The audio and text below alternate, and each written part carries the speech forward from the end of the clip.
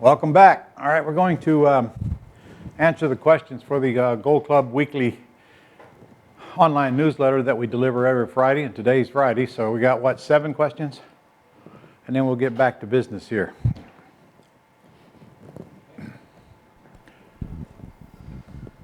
Well, hello everyone. This is Nick and Ron with another edition of Ask Ron. We are streaming live right now on our virtual summit, and we took a quick break here to eat lunch and then answer your questions from the Gold Club. How you doing today, Ron? I'm outstanding. Final day. We're almost wrapped up. Mm-hmm. All right. So our first question here is from Ellis in Pennsylvania. Ellis? In the aftermath of the pandemic, are we going to see law changing that will affect how we apply acts? Will our forms and agreements still be applicable? Can acts be used when purchasing commercial real estate? Okay. The answer is yes. The answer is no, yes, and yes. Next question. Okay, no, I'll answer it. First of all, I don't think this pandemic has anything to do with changing the laws having anything to do with real estate. Second question, yes, it can be used in commercial, absolutely. But remember, with commercial now, you have a totally different exit strategy. You have a long due diligence period, and there's a lot more money involved just to even tie up the property. It's measured in thousands, not hundreds. So, I don't know how successful you're going to be with most commercial projects. So what was the middle question there? The middle question was, will our forms and agreements still be applicable? Your forms and agreements will be applicable to used, but you still got to check them out with your attorney and let him fix them if he wants to fix them, or her, or whoever it is. Yes. This thing is going to create a lot of opportunity. You watch. Go ahead. Okay, next question is from Mike in Virginia. Mike? Are tax assessed values a good way to determine ARV? Mike, if you're using the tax assessed value to determine ARV, you're never going to get anywhere, because the tax assessed value has nothing to do with the market value of the property. Nothing to do with it. Sometimes it's like 50% of the market value of the property. So no, don't. There's only one reason you need the tax assessed value, and that's for you to go look and see what the taxes are. But you'll find, if they're correct, it's a fluke.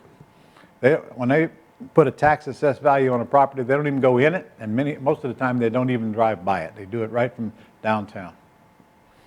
Okay, next question is from Rick in California. Okay. If I'm doing a sandwich lease option and my tenant buyer is getting a new loan to cash me out, I've heard Ron mention that he has the seller and buyer sign a new purchase agreement. That is correct.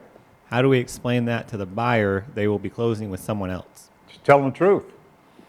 I have an option to buy it from the seller, and I'm going to get a contract from you and the seller to make it easier for us to close, so I don't have to take title in the middle. What do they care? They're paying the same price. They're putting the same down payment, which they've already done long before they get to that point. What do they care? It's them. Look, they've already given you the money. They don't get it back. They don't buy. So I wouldn't worry about buyer giving you a problem, and I certainly wouldn't worry about the seller that's about to get cashed out give you a problem. Look at it from their point of view. You've done them a huge favor by getting this done and getting everybody what they want out of this deal. Quit worrying about what other people think, especially after you've already got their money. All right, then it says, how does the option fee get applied on the new purchase agreement with the seller? Okay, let's say you lease option it to someone, and they give you a $20,000 deposit. That goes directly toward their down payment, and it will show when they apply for the loan, because the loan processor will know that. So when you have a contract from seller to buyer, it will show that the seller's already received the $20,000. And so that means there's $20,000 less got to come to closing. Although you've raised the price, most likely, for more than what you owe to seller. So the difference, your profit has got to show on the closing statement as an option fee or a consulting fee. It's very simple to instruct the closing agent to do, and the loan processor will be fully aware of what's going on and let them explain it to the lender at whatever length they need to explain it. But you got all the documents. They'll probably want to see the original lease option agreement, and they're probably going to send you a notice asking you if the rent's been paid on time, which is also why you need to keep deposit slips when people pay you rent. You may have to prove that they paid it and when. In fact, you will have to prove that they paid it and when they paid it. So be prepared for that ahead of time. All right. Adam from Nebraska says, I am thinking of working with my dad on pretty house deals who lives in Canada. What is the ideal way to work on real estate deals with a family member out of state in order to avoid possible issues that would come up with joint ventures such as real estate? Okay, well, frankly, if you live in the States and your dad lives in Canada, it's totally irrelevant. You're going to take title in a land trust in the States, and it makes no difference if your dad is part of that land trust or not, and nobody knows it anyway. It's all private.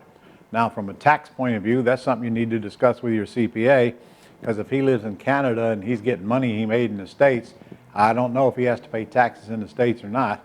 And I think it's going to depend on whether the money stays in the States or whether he brings it into Canada. That's a tax issue.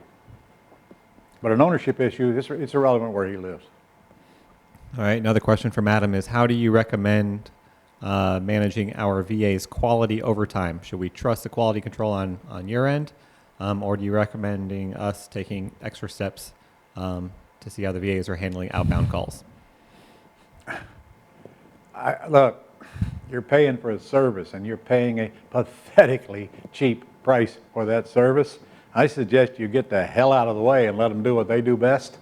And you remember, you got Pam Patton supervising them. There's nothing you can do. And you can't determine the results. So I don't know how the heck you think you're even going to monitor them. Monitor them to do what? They work by the minute, and you pay by the minute. It's all electronically monitored. That's all they can do. So what results they get is going to depend on a lot of things, not having to do with their time, having to do with your source of leads and so forth. So I suggest you quit worrying about that and go worry about getting some more deals in the loop, and you don't have time to think about all that little stuff. It should be noted that you don't have one VA calling your leads either. We have a whole team of VAs, so that is correct. Even if there's one who's not performing, we're going to see that on our productivity reports. Yeah. And we'll address that. But you're not just going to be stuck with one non-performing VA. You'll have a lot of different people calling. Well, we don't have non-performing VAs very long. That's Pam's job, to weed them out if they don't want to do the job anymore, and she does a really good job of it. All right, Theodore from Illinois. I am a new Gold Club member and happen to be a licensed realtor. I have wholesaled a couple of properties last year. Yeah. I'm having a hard time finding an attorney to handle Ron's way. I've been told to owner finance to take over payments, that a quitclaim deed would be issued, and when tenant buyer is ready to buy, then we would close on the property. Please help. Hopefully you have some references. I am having a difficult time here. Illinois? Yes. Okay. I don't know what you're having a difficult time with. You're going to have to give me a whole lot more clarity on the question than that. I got thousands of students in Illinois, so I don't know what the issue really is. I'm thinking I know. I'm sure it's you. So it's whatever you're saying or not saying to the attorney, because Illinois is full of attorneys. In fact, where do you think the land trust originated in the United States? They used to call it a Chicago land trust. So you shouldn't have a problem with that, that's for sure. If you're having a problem finding a good real estate closing attorney, that means you're just calling the wrong folks. You should ask people that are having real estate closings on a regular basis, and they'll guide you to who the investor-friendly attorneys are. So other than that, I'm not sure what else was in that question I need to discuss. By the way, any real estate closing attorney will do wraparound mortgages and subject tos and all that other stuff as well. So maybe if that didn't answer your question, clarify it and send it back. All right. Two more questions. One from Richard. What is the process for an attorney to learn from and be certified Ron's way? Well, right now I don't have any more training scheduled. My partner that I've been working with on that has been so busy doing things. We don't, there's 6 of them posted on our website, and that's all I can tell you right now. I have no idea when we're going to train any more of them. You don't have to wait for me to train them anyway. Go find the attorneys that are already closing real estate transactions, and you'll discover they don't need to be trained. They'll train you. All right, last question from Douglas in Pennsylvania. Why can't we have the seller put the property into a land trust and have them assign the trust? Then if we have the trust set up to make payments to the seller to cover what is sold for until we cash them, if we cash them out. Well, you can have the seller put it into a land trust, and they can assign you their beneficial interest. and I'm thinking you're trying to avoid transfer tax, and there's a case to be made that you can, but on the other hand, I'm not the one that's going to enforce that, because even though the seller put it into a land trust, ownership of that trust changed, and it's up to your state to determine whether that's going to trigger the transfer tax or not. Now again, the seller is not selling real estate when they sell it to you. They're selling personal property, which is the beneficial interest of that land trust. So that's the only case you have. Do I have to pay transfer tax on this property? And that's a question for an attorney who is very good at real estate closings and will take the time to investigate it instead of just assuming that it has to be paid. I've often thought about pursuing that here in Florida, but just haven't got around to it. I just pay the transfer tax. That's all the questions. That's all the questions we have. That's all you guys can come up with. All right. We will see you same time, same channel. But hey, all day Monday, we're going to have a free 9 to 5 workshop called How I Did It. And it's going to take several students I'm going to interview step by step. And they're going to tell you just that, step by step, how they put these deals together and how they got from where they were to where they're at right now. So the link is right there. Go register for it. It's absolutely free. And tell everybody you know about it. Anybody that wants to learn what's going on in the real world, get them on that live free simulcast. See you next week.